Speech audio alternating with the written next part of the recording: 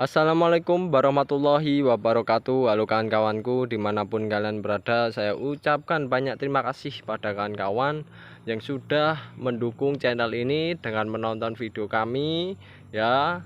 Tonton awal hingga akhir kan kawan, karena pada channel ini dan di video ini kita akan berbagi sedikit hal mengenai tentang proses budidaya tanaman ya, salah satunya perawatan tanaman.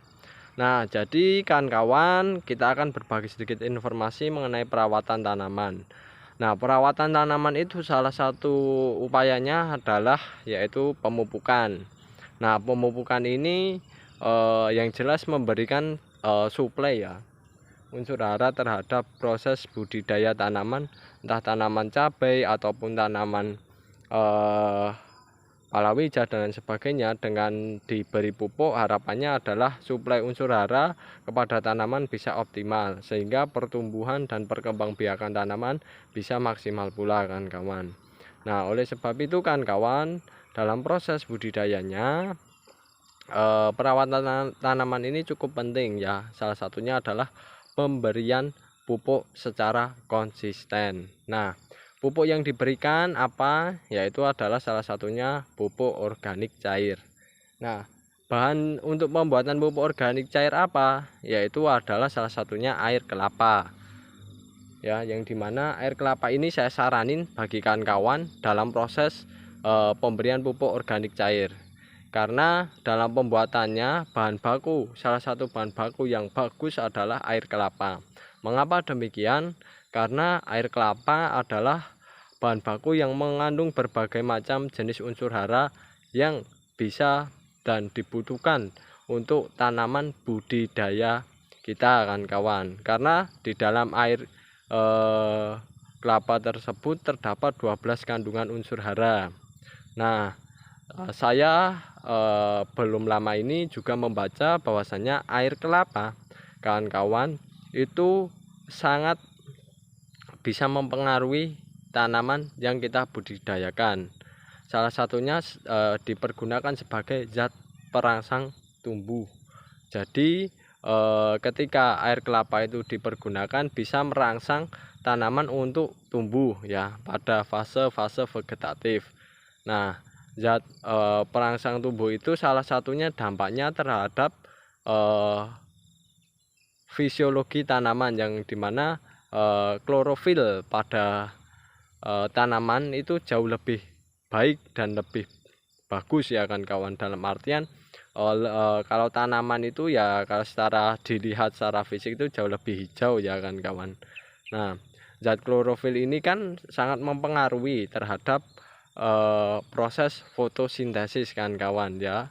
Ditambah dengan cahaya matahari yang kondisinya optimal sekali dalam proses budidaya tanaman, pastinya akan mempengaruhi hasil masakan ya, atau hasil pembuatan makanan tanaman tersebut. Sehingga kalau pembuatan makanannya bisa berhasil ya kan kawan, bisa optimal dan maksimal, maka pertumbuhan dan perkembangbiakan tanaman juga akan bagus.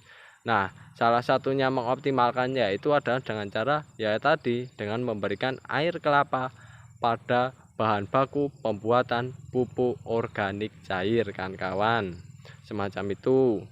Jadi enak kan kawan-kawan, kita menggunakan bahan baku yang bisa didapatkan di lingkungan sekitar. Apalagi ya, air kelapa tersebut biasanya kalau di pasaran cuma dibuang ya kan kawan. Tidak usah memandang air kelapa yang muda ataupun yang tua. Yang terpenting kawan-kawan bisa manfaatkan ya ketersediaan air kelapa yang tidak dipergunakan ya, yang terkadang dibuang dan tidak dijual kan kawan, cuma dibuang begitu saja. Nah, itu kan kawan bisa ya untuk diambil dan dipergunakan sebagai bahan baku dalam proses pembuatan pupuk organik cair kan kawan, semacam itu.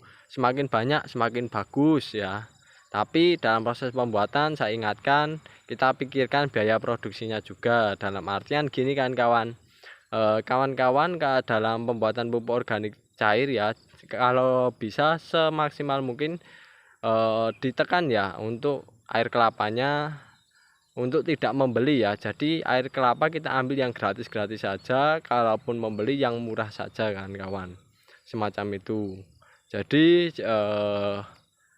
selain bisa menekan biaya produksi, juga bisa mengoptimalkan potensi yang ada di lingkungan sekitar dan mengoptimalkan tanaman yang kita budidayakan kan kawan, semacam itu. Nah, untuk penggunaannya air kelapa disamakan saja dengan penggunaan pupuk organik cair, karena kami dulu dalam bertani organik juga seringkali kan kawan yang memanfaatkan air kelapa untuk campuran pupuk organik cair, dan kita berikan dosisnya ya serta konsentrasinya itu sama dengan pemberian pupuk organik cair pada umumnya, dan itu memang sangat berpengaruh kan kawan ya. Ya landasannya adalah kalau kami yang jelas air kelapa mengandung berbagai macam unsur hara yang sama seperti yang dibutuhkan oleh tanaman, hanya saja dioptimalkan dan dipergunakan sebagai pupuk organik cair semacam itu kan kawan.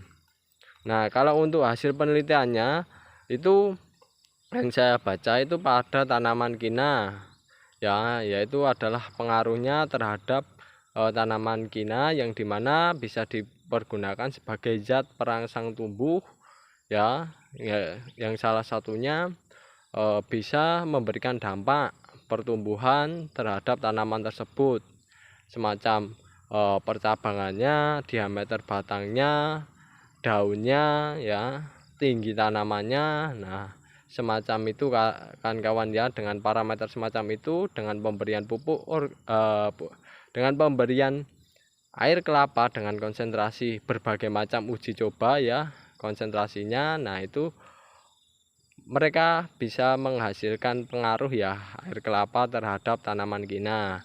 Nah, itu sama juga kan bisa pergunakan ya salah satu bahan potensial tersebut di lingkungan kawan-kawan untuk pertumbuhan dan perkembangbiakan dari tanaman budidaya kawan ya, bisa cabai, sayur-sayuran ataupun tanaman palawija. Kalau kami biasanya kita pergunakan sebagai tanaman hortikultura dan hasilnya memang bagus kan kawan ya, semacam itu. Dan oke kan kawan, itu dulu mengenai video kali ini mengenai potensi bahan air kelapa yang bisa dipergunakan sebagai zat perangsang tumbuh dan membantu mengoptimalkan proses budidaya tanaman. Semoga bermanfaat. Ambil hikmahnya, tinggalkan sisi negatifnya. Kurang lebihnya mohon maaf. Sekian, terima kasih. Wassalamualaikum warahmatullahi wabarakatuh.